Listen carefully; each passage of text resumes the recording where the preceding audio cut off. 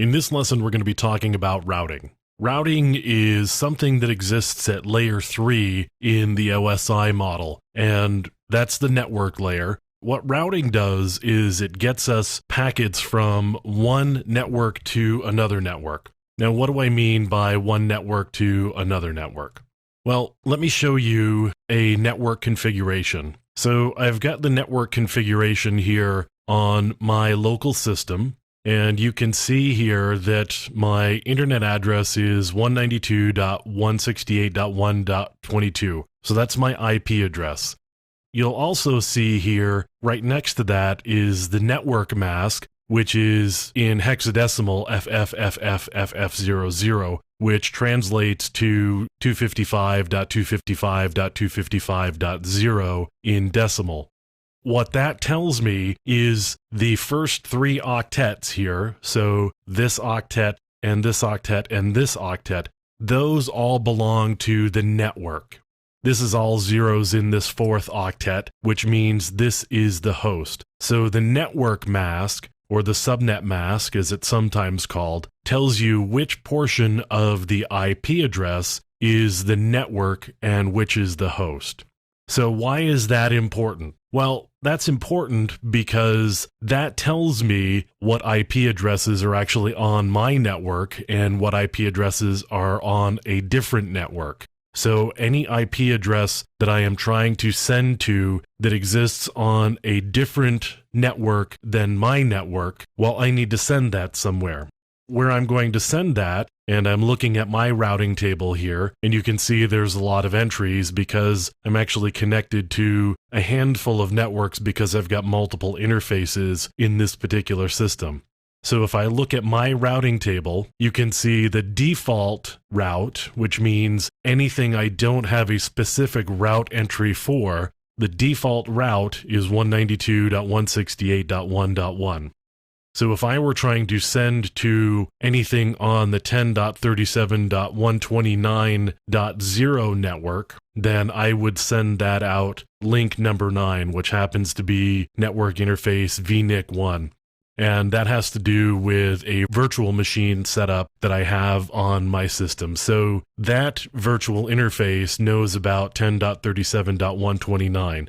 So if I had packets that were destined for that network, I would send that out the VNIC1 interface. So that would be routed out that interface.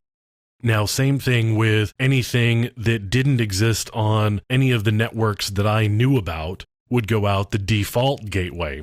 The default gateway here, again, is 192.168.1.1. And if I look over in the network interface column, which says netif at the top, then that's my Ethernet network 1, and that's the network interface that I am going to send all of my packets that I don't have a specific route entry for. So again, you can see here a lot of different route entries for all of the different networks that I know about specifically. Now, there are a lot of different networks that I don't know anything about, and again, that's where I would use my default router or my default gateway. Anything that I don't know about specifically, I just hand it off to my default gateway, and my default gateway is expected to know, if not specifically where to get the message to, at least where to send it to get it a little bit closer. And that's really how routing works. I don't know how to get a packet to its final destination, but I know somebody who knows better than I would. So I'm going to send my packet to that system and off my system because it's going to get me a little bit closer to getting the packet to where it's supposed to go. So in my case, I would hand it off to 192.168.1.1 right here as my default gateway. Now that probably doesn't know how to get to most places, so it's going to hand it off to somebody else. So you're going to see a lot of different systems that we go through when we go from one place to another. And you can see the route that a packet would take if we just use the traceroute command. So you see the very first hop that we're going to use is 192.168.1.1.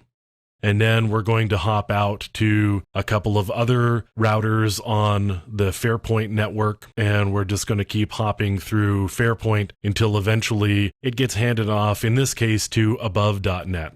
And AboveNet is going to take it for a little while, and eventually we're going to hop through several different routers until we get to this system that's 4.2.2.1. So this right here is showing the path that a packet would take through the internet. So it's showing basically the route that this particular packet or set of packets is taking to get to a particular destination.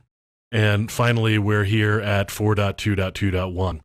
So you can see right here is a route to get from point A to point B. And all of these routers along the way, so like this one here, and the one at 3 and 4 and 5 and 6 and so on, all of those have routing tables that tell that router how to get a packet a little bit closer to its destination. Again, it doesn't know specifically how to get there, but it knows how to get it a little bit further on. And so that's how the packet goes through the network using routing.